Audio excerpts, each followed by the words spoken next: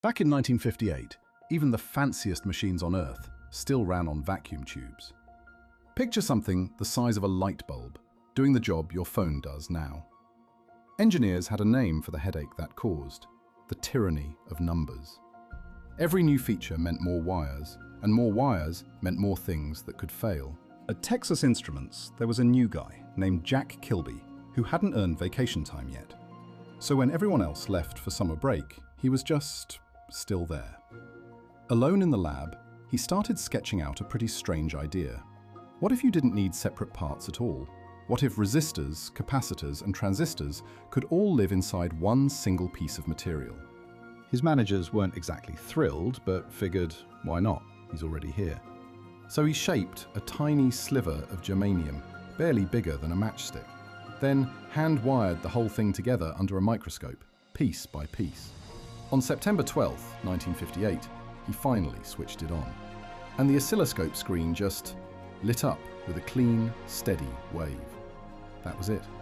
One slab of material had done the job of an entire circuit board. Without really meaning to, Kilby had just built the first computer chip. But here's the twist. He wasn't the only one chasing this idea.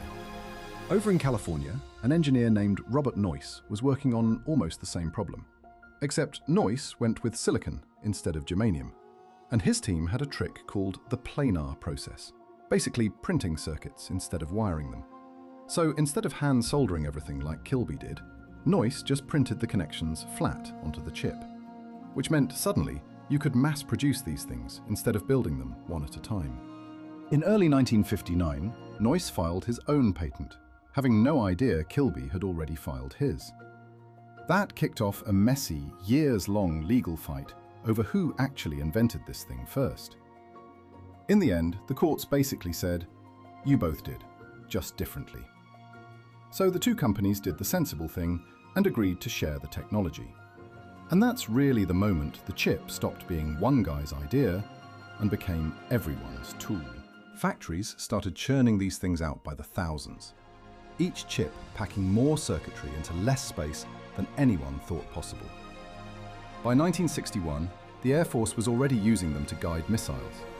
NASA liked it enough to build the entire Apollo guidance computer around the idea. That computer, small enough to fit in a briefcase, helped land astronauts on the moon.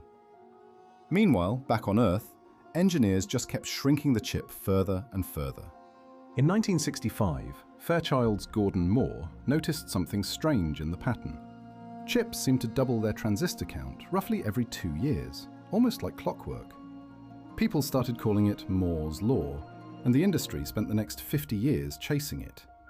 Somehow, these chips kept getting cheaper and more powerful at the same time.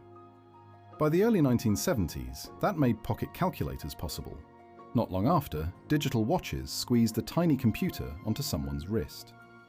Robert Noyce eventually co-founded a company called Intel, just to keep pushing the idea forward.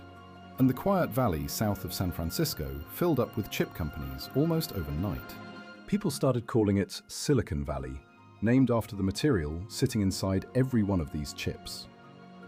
Jack Kilby, for his part, eventually won the Nobel Prize in Physics for that idea. He picked it up in 2000, 42 years after that one quiet summer. Today, a single smartphone chip holds billions of transistors on something smaller than your fingernail. All of it traces back to a sliver of germanium and an intern with nowhere else to be. What started as a fix for tangled wires ended up quietly rewiring the whole world.